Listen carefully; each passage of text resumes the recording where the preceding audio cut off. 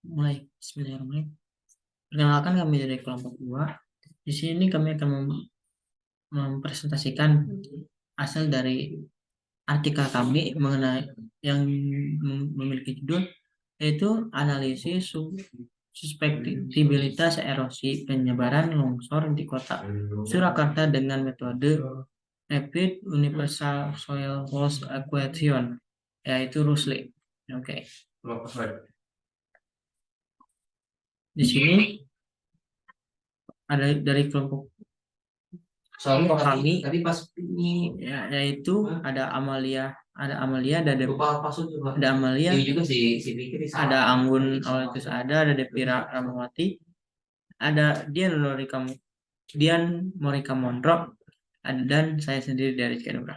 Oke, yang pertama yaitu mengenai abstrak yang akan dibawakan oleh saudara Devira. Kepadanya saya persilakan.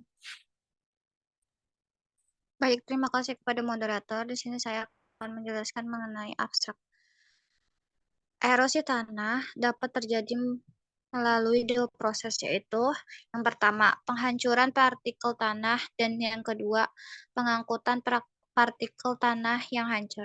Kedua proses tersebut terjadi karena curah hujan dan limpasan permukaan dipengaruhi oleh berbagai parameter. Wilayah Kota Surakarta, Sukoharjo, dan Kabupaten Karanganyar dilintasi oleh Sungai Bengawan Solo. Kota Surakarta merupakan daerah perkotaan yang padat penduduknya. Mengingat keadaan daerah aliran Sungai Surakarta ini, maka perlu dilakukan penelitian terhadap parameter-parameter yang mempengaruhi erosi dan memperkirakan tingkat erosi serta tingkat erosi serta tingkat erosi pada wilayah daerah aliran Sungai Surakarta. Oleh karena itu, penelitian ini bertujuan untuk mengetahui suspektibilitas erosi penyebab longsor dalam 5 kecamatan yang ada di Surakarta pada tahun 2012 hingga 2022. Metode yang dapat digunakan untuk memprediksi besar erosi yaitu metode RUSLE, yang merupakan pembaruan dari metode sebelumnya yaitu USLE. Metode RUSLE ialah suatu metode erosi yang digunakan untuk memperkirakan rata-rata besar erosi tahunan akibat percikan air hujan dan aliran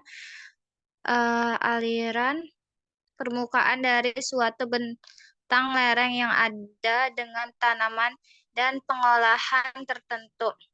Peta curah hujan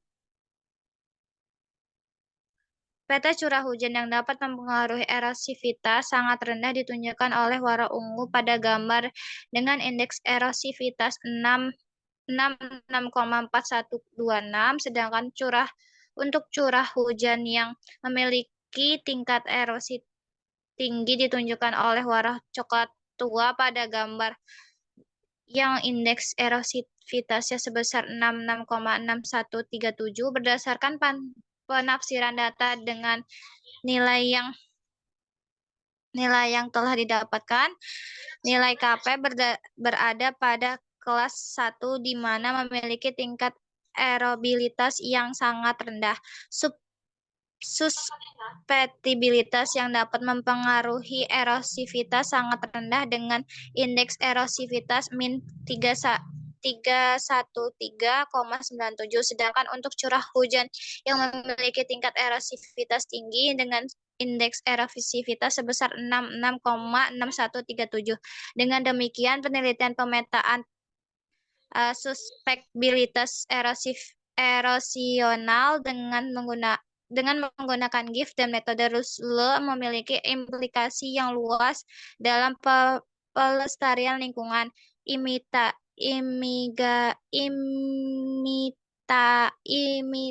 Mitigasi bencana dan pembangunan berkelanjutan.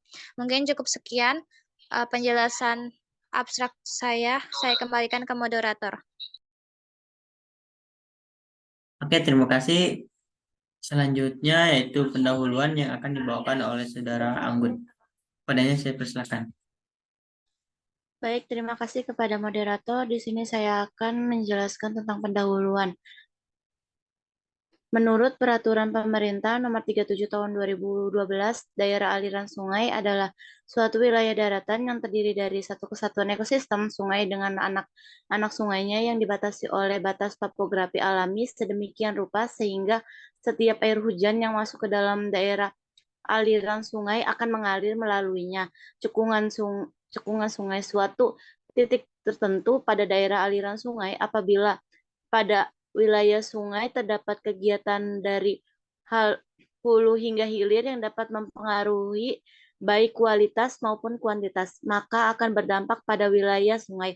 Erosi dapat mempengaruhi daerah aliran sungai karena air sebagai pembawa partikel tanah mempunyai sifat mengalir dari daerah tinggi ke daerah rendah. Oleh karena itu, penelitian ini bertujuan untuk mengetahui suspektibilitas erosi penyebab longsor dengan 5 kecamatan yang ada di Kota Surakarta pada tahun 2012 hingga 2022. Cukup sekian pemaparan dari saya kembalikan kepada moderator.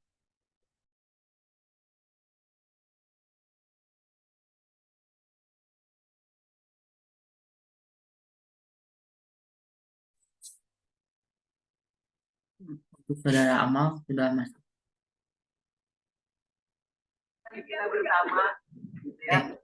Untuk selanjutnya itu adalah metode yang akan dibawakan oleh Saudara Amal.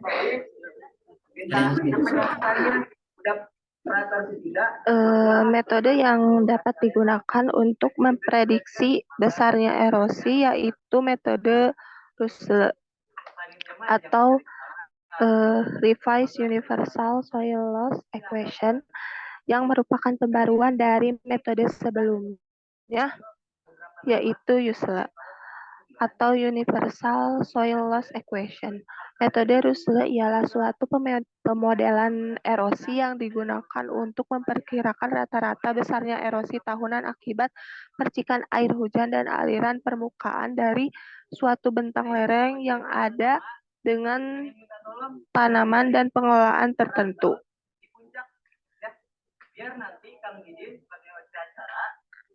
Saya kembalikan kepada moderator. Baik, terima kasih. Untuk selanjutnya yaitu pembahasannya akan dibawakan oleh saya sendiri.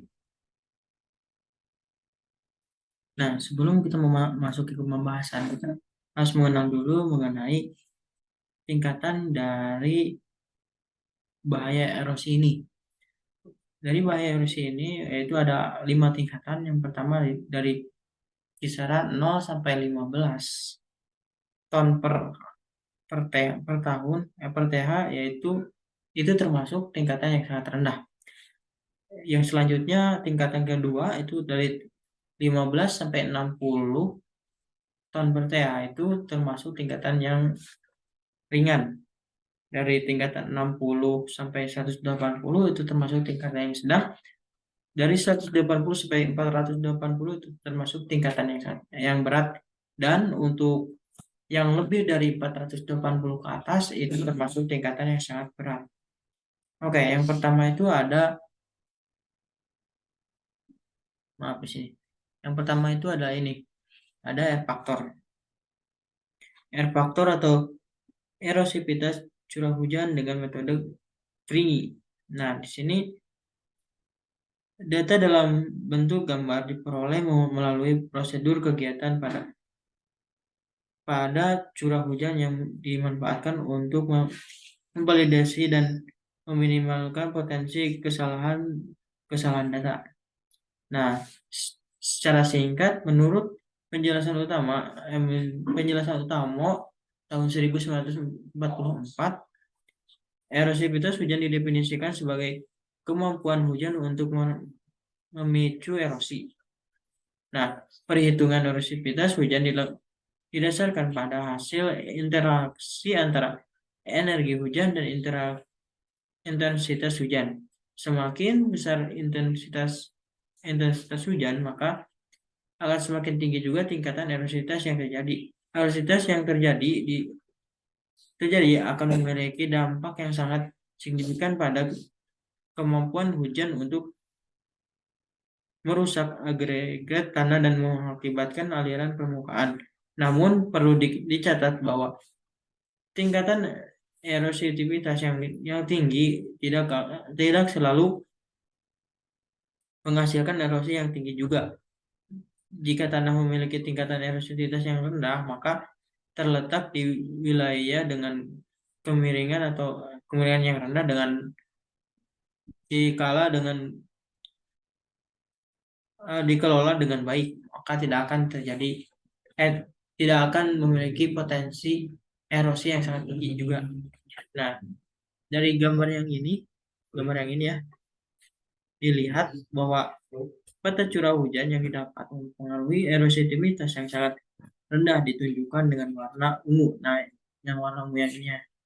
Nah, ini tuh yang sebelah sini ungu yang putih-putihan ini itu memiliki erosi yang sangat rendah. Ditunjukkan oleh umumnya pada gambar dengan memiliki indeks erosivitasnya itu yang ini nih. Ini di sini ini terkecil ya, saya sebutkan saja, yaitu 66,4126.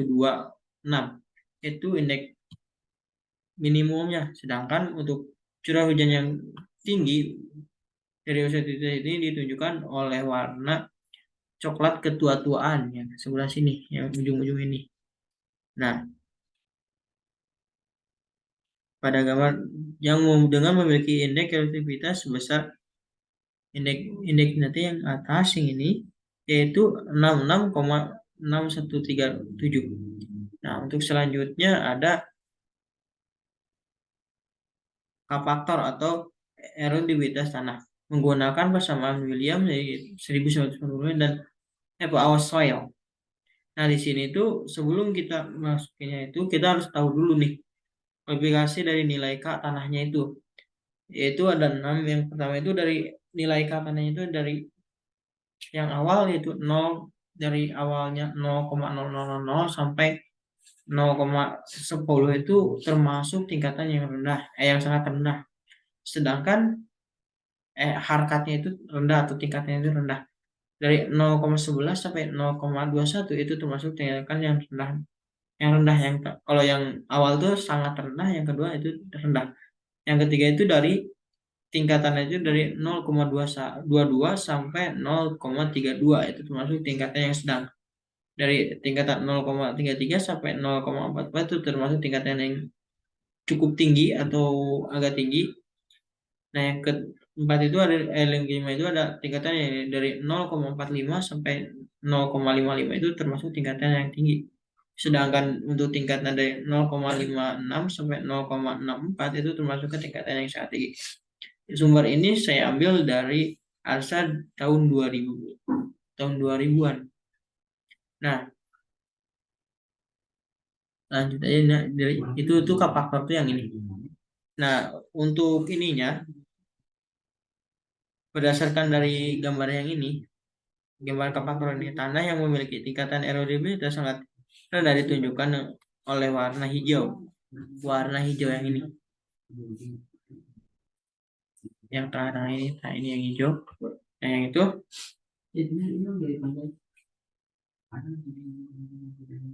pada gambar dengan nilai erosivitas yaitu memiliki sebesar itu 0,115096 itu tingkatan yang rendah. Sedangkan untuk tanah yang memiliki tingkatan erosivitas yang tinggi ditunjukkan oleh warna putih. Warna putihnya yang ini nih yang tengah ya. Nah, bukan putih mah yang ini yang paling ujung ini. Nah, yaitu sebesar 0,1226433. Untuk CP yang ini yang merah ya, atau CP atau merupakan parameter untuk menghitung laju erosi dan menggunakan metode Rusli. Nah, kita bisa melihat bahwa dari gambar ini, gambar yang ini, tanah yang memiliki tingkatan laju erosi yang sangat rendah ditunjukkan oleh warna oranye pada gambar. Nah, warna oranye yang ini yang banyak ini itu gambar dengan yang memiliki nilai indeks sebesar itu 0, dari kisaran 0,5 sampai 1. Sedangkan karena yang memiliki tingkatan elektabilitas yang tinggi itu ditunjukkan oleh warna hijau, yang ini nih, yang kecil ini nih. Ini walaupun kecil ini tuh memiliki elektabilitas yang tinggi, yaitu pada kisaran 1 di mana memiliki tingkatan elektabilitas yang sangat rendah. Nah, dari ini itu dari peta PK faktornya itu ini itu termasuk tingkatan yang sangat rendah karena nilainya itu hanya 1 gitu. Ya, untuk ini selanjutnya adalah dari peta SL faktornya, atau bisa disebut juga tentang penerapan panjang dan kemiringan lereng. Nah, untuk panjang dan kemiringan lerengnya, kita memiliki tanah yang memiliki tingkat laju erosi yang sangat rendah itu ditunjukkan oleh warna oranye pada gambar. Nah, oranye itu yang ini nih, yang titik-titik ini yang kecil-kecil banget. Nah, itu tuh warna-warni itu dengan nilai erodibilitas sebesar 0, yang titik-titiknya itu, karena mungkin ya sedikit banget ya. Sedangkan untuk tanah yang memiliki tingkat erodibilitas yang tinggi itu ditunjukkan oleh warna coklat, yang ini coklat yang putih, warna putih, titik putih-putih itu tunjukkan warna putih dengan nilai erodibilitas sebesar 0,79198. Berdasarkan formalitas data dan gambar yang telah dapatkan, nilai K faktornya itu nilai KPSL-nya itu faktornya itu berada pada kelas 1 di mana memiliki tingkatan erodibilitas yang sangat rendah. Oke, untuk yang lainnya juga sama ya seperti itu. Nah, yang selanjutnya mengenai konklusi yang akan dibacakan oleh saudari Dian Morika. Kepadanya saya persilakan. Baik, terima kasih kepada moderator yang telah mempersilahkan saya. Selanjutnya mengenai konklusi atau yaitu kesimpulan, berdasarkan penelitian yang sudah kami lakukan, maka dapat kita simpulkan bahwa terdapat 5 faktor utama yang mempengaruhi tingkat kerawanan longsor pada wilayah Kota Surakarta. Di antaranya yaitu ada lahan curah hujan yang dapat di antaranya yaitu erodibilitas tanah, curah hujan, kecuraman tanah, dan juga penggunaan lahan curah hujan yang dapat mempengaruhi erosivitas sangat rendah dengan indeks erosivitasnya yaitu 66,4126. Sedangkan untuk curah hujan yang memiliki tingkat erosivitas tinggi ditunjukkan dengan indeks erosivitas sebesar 66,6137. Tanah yang memiliki tingkat erodibilitas yang sangat rendah ditunjukkan oleh warna hijau di dalam gambar dengan nilai erodibilitas sebesar 0,115096. Sedangkan untuk tanah yang memiliki tingkat erodibilitas tinggi dapat ditunjukkan oleh warna putih dengan nilai erodibilitasnya yaitu sebesar 0,1226433. Nah, berdasarkan penafsiran tersebut, data dengan nilai yang telah didapatkan, nilai K-nya ini berada pada kelas 1 yang dimana memiliki tingkat erodibilitas yang sangat rendah. Sekian dari saya kembalikan kepada moderator. Oke, mungkin cukup sekian presentasi dari kelompok kami. Untuk itu saya tutup aja dengan alhamdulillah. Alhamdulillah. Mungkin cukup sekian. Assalamualaikum warahmatullahi wabarakatuh.